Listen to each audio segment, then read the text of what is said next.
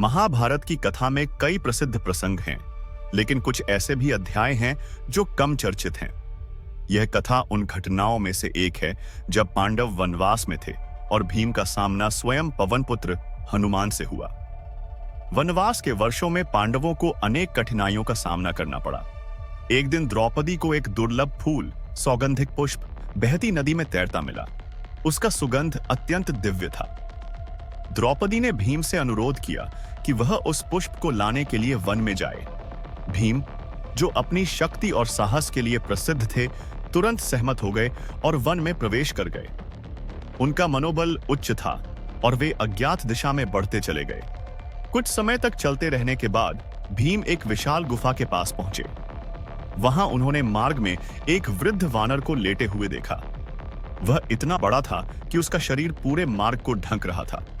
भीम ने गर्जना करते हुए कहा, हे वानर, हट जाओ। मैं पांडुपुत्र भीम हूं, मुझे सौगंधिक पुष्प प्राप्त करने जाना है।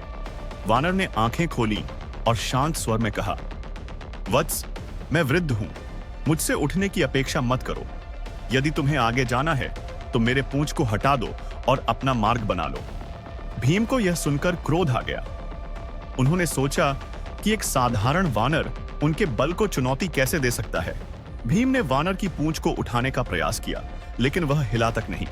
उन्होंने अपनी पूरी शक्ति लगा दी, लेकिन असफल रहे। अब उन्हें समझ में आने लगा कि यह कोई साधारण वानर नहीं है। वह विनम्र होकर बोले, हे वानर राज, आप कौन हैं?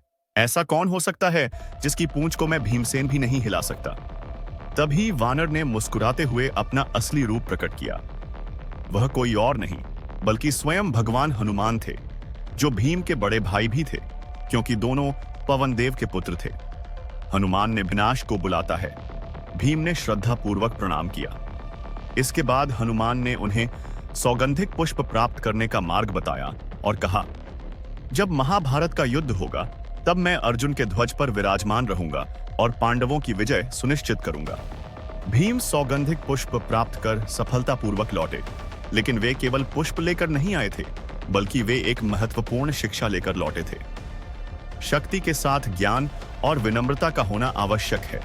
द्रौपदी ने प्रसन्न होकर वह पुष्प लिया, लेकिन युधिष्ठिर, अर्जुन, नकुल और सहदेव ने भीम के इस अनुभव को सुनकर इसे एक महान सीख के रूप में अपनाया। इस कथा का संदेश यह है कि केवल बल ही पर्याप्त नहीं होता, बल्कि ज्ञान, धैर्य और नम्रता भी उतने ही महत्वपूर्ण होते हैं।